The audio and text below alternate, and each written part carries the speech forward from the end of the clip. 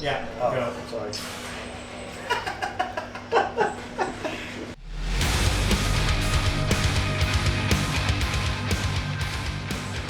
Welcome to Backstage for BlankTV. My name's David, I'm from the Leeds band Surya, and joining me is Kaan from Heart of a Coward. Hello. We're both playing in Leeds this evening, and we just thought we'd take Kaan out of a moment of his schedule just for a few questions for the TV channel. So, we'll start. Alright. Right, so the first thing personally for me, Yeah. and this is on a personal level, right, how did the process go with joining Heart of a Coward? Well, it's an open audition. I think I was going to join. Alright. Yeah, no, it's open audition. Did like one cover, they wanted a live video and audio cover of a track. They gave you the instrumental to follow, and then you do that. And then the guys, after that, I guess they liked that, asked for 2 more tracks. And then by that point, they kind of whittled it down to a smaller number. And then we were given a 2-minute track, new track, to write something over.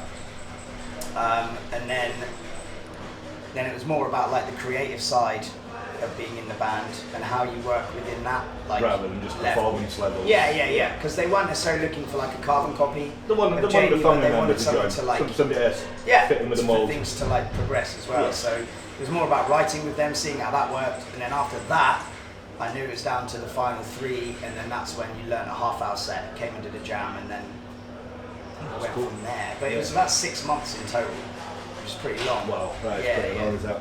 Yeah. Because like I was contemplating on sending an actual audition in myself, and then I realised that I'm just too old and live too far away and just had too many commitments. So I'm like, I was going to do it, and I was umming and ahhing about it, and I was like, pass it off as well. Yeah. So I was like, well, I'm glad I did, to be honest with you, because it's been a waste of my time. That's definitely a fantastic addition to the band, let me tell you. Cheers. Right, so Disconnect, the album. Yeah. It's been the first album from Heart of a Coward in a while. Yeah. I'm guessing by the way that you were introduced to the band, they involved you quite heavily within the writing process? Yeah, totally. I mean, like, I just said to them from the get-go, I'm quite opinionated, I want to get involved. We're going to just dive straight into writing and be like, nah, try this, do that, sort of thing, rather than just letting them write a song and then just putting vocals over the top of it. I was very much like, I want to put my stamp on this band. Oh yeah, even though I was a fan before, I love the band, do you know what I mean? I just wanted to bring what I can do best to the table. So yeah, I just got stuck in straight away, and the guys were super up for it, and we just had a real good chemistry, and yeah, the Disconnect was like finished, written in like four months. Wow. Because they had about 8-9 songs before I joined the band, but they were like old. Like you could be like, oh, that's off Severance. That's like it was just because they were just writing for the sake of it. They had no like direction. So I don't know. Maybe I think most of those songs went in the bin, and we just recycled a few riffs, changed tempos. Like tune things up, like that sort of thing. Like it was just playing with the songs, and that's kind of what led to us. Beautiful, beautiful, and that leads perfectly on to the next question. Yeah.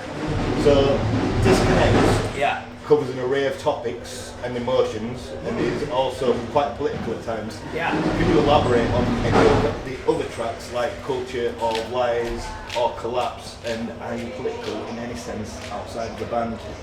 Outside of the band? Yeah. Well, yeah, I mean, Collapse is like the, economic, environmental state of the world. Like we're just heading down a path that we can't turn around, essentially. Cultural Lies is just everything from politics to news, media, whatever. Like we all live in a culture of lies. We're all lying on social media. We're all doing all sorts of shit. So it's just a reflection of that. I mean, I just tend to write about what fucks me off 90% of the time, really. And I don't know. You bring an idea to the table, and a lot of people can, relate to that, especially within the band. They're like, fucking yeah, do this, and we just throw ideas around, and then before you know it, you've got like a topic for a song. Yeah. And then it's just about trying to make it a bit more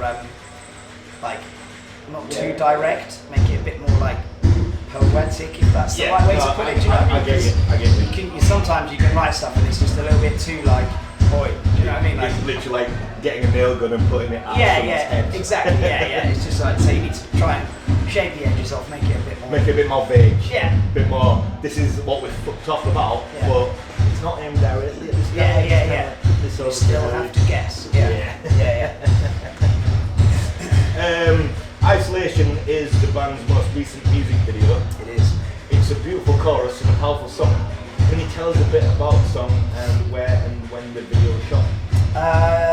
So the song is about viewing from the outside someone suffering with depression or having mental health problems, and trying to help them, but them just not really being at the point where they can help themselves. And that's kind of like the dark spiral that people go into and stuff like that. So that's kind of the viewpoint of the song. And the video was done, I don't know, a month, 6 weeks ago by a chap called Zach Pinchin. We did it in Birmingham, somewhere in a studio or something. He sorted it out, but yeah, it was just a 2-day shoot. And then he smashed it. He's a great videographer, should I say. Yeah, he's class. Hit up Zach, shout out to Zach. It's quite funny, like, the amounts of that has got so far. Like, we recently just released a video for a single of ours. I'm not putting it in or anything like that. It's called Pros. Do it. And somebody actually commented on that, saying, I can definitely sense, like, a Heart of a Coward, like, influence on this track. Cool. I'm quite a massive fan of the band. I've been for like the past, since Timothy James way back then. And like, I never thought of that before, because my vocals, a lot of people always seem to think that I sound like Randy Wise, Lamb of God, or even heavier, so on and so forth. But when they then put this on us, and then now talking to you saying that the subjects of your songs are like, it's quite similar to what we do. Yeah. We do a lot about, like, obviously common world affairs and politics crap and depression and shit like that. And it's like, just, so maybe it is quite similar after all, and never really got that. Right, you'll have a busy European tour with Monuments next year. Yeah. Will this be your first European tour? Mine personally? No. I've toured, have been touring for a long time.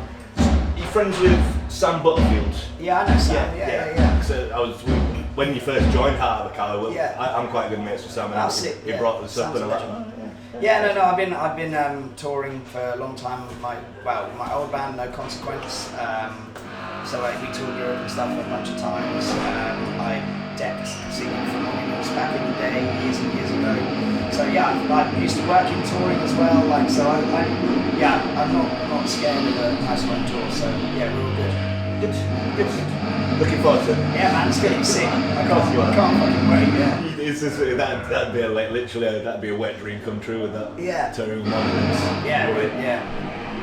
Aside from the Monuments tour, is there any other confirmations for summer 2020 festivals or anything like that in talks? North America maybe? No, we've got a few European festivals that are just about to be announced, but UK-wise, I can't really say right now. Well, to be fair, this video is probably not going to go live for another couple of weeks at least. So, yeah. But regardless of which, the only reason why we're asking is the guys opposite BlankTV who work along quite closely with us. Yeah. So, like, ask them to come in North America. Oh, okay. I mean, fuck, I'd love to go to North America. Yeah. That would be amazing. Like, absolutely. That would literally be the dream. And the last question on the sheet of questions, on the subject of touring. Yeah. Have you got any advice that you would maybe give to bands out there that are thinking about going on the road for the first time? What would my advice be? Bring more than one pair of socks. Yeah. Wet wipes, toilet paper, anti-bac. Don't be a dick. Always be on time, and just smash your set every night. I don't know. It's not like it's pretty simple, isn't it? I think that's a good start anyway. Pretty much. That'd be similar advice that I give. Always about the wet wipes. Yeah. I mean, you never know when you need a wet wipe, right?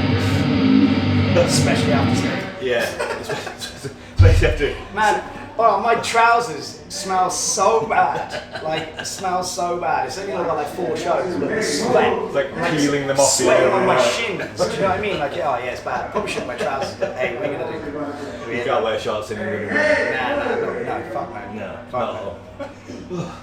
Yeah. Right, well anyway, that is all done and dusted. It's been a pleasure to meet you. Yeah, all good, man. Proper looking forward to the show tonight. It's Sound been fun. Yeah, sick. I've been Dave, it's been Kaan. Good night. Cheers.